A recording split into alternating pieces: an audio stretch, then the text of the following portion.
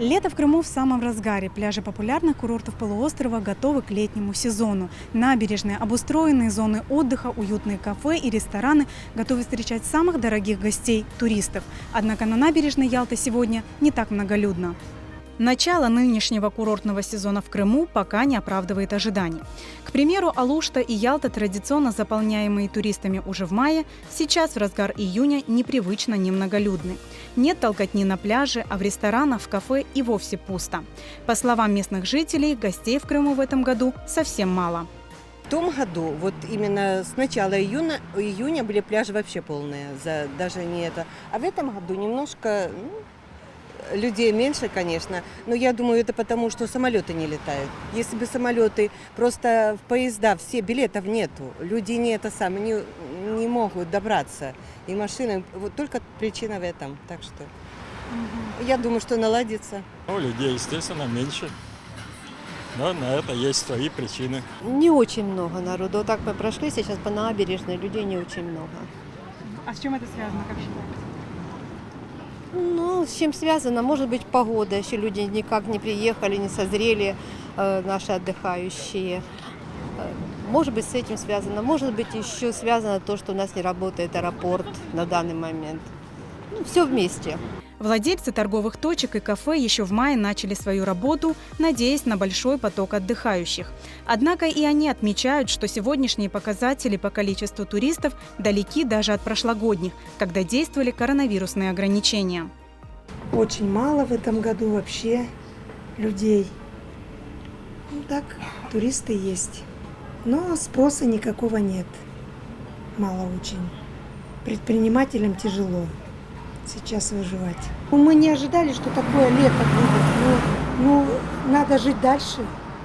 Надо жить и выживать. Мы же не думали, что вот так лето придет и вот такое оно будет, вот этот год. В прошлом году в это время уже было очень много народу. Сейчас тут совсем нет. Но, видимо, с ситуацией в стране, я так думаю. Боятся летать, аэропорты закрыты. На поезде не каждый едет. Боятся ехать, я думаю, так. Владельцы кафе, ресторанов и других объектов сферы обслуживания обеспокоены сложившейся ситуацией, опасаясь, что притока туристов не будет и в июле, и в августе. А это отразится на жизни местных предпринимателей, ведь курортный сезон – их единственный заработок. Отразится, конечно. Чем меньше отдыхающих, это, естественно, отразится. Ну, по-моему, это сейчас везде, по всей стране. Впрямую отразится, потому что люди здесь зарабатывают этим сезоном. Так что я не знаю, как они зиму будут жить. Отдыхающих совсем мало, совсем. И прибыли катастрофически, нет, можно сказать, у всех.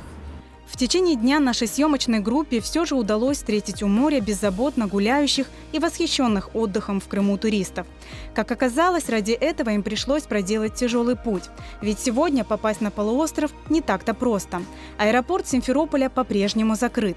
Поэтому добраться сюда можно лишь поездом, автобусом или на личном автомобиле.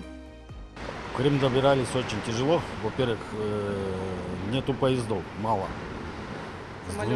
Самолеты не летают. В Воркуту ехали. Двое суток на 3 поездах мы добирались. Это очень плохо. В этом году я, в общем-то, купила последний билет. Вот, потому что у меня уже была путевка в санаторий, и мне нужно было срочно на поезд купить билет. Вот. Этот последний билет был на 2-м этаже, поезд вот этот Таврия. Вот, на 2-м этаже верхняя полка. Представляете? В прошлые года мы летали все время самолетами. Мы просто бываем в Крыму часто. В течение года мы приезжаем сюда на машине, на самолете осенью были. И мы знаем, как добираться. Мы сели на троллейбус и очень комфортабельно, в удобном троллейбусе доехали до Алушты. Будет ли успешным туристический сезон на полуострове, на который так рассчитывают местные жители, покажет время.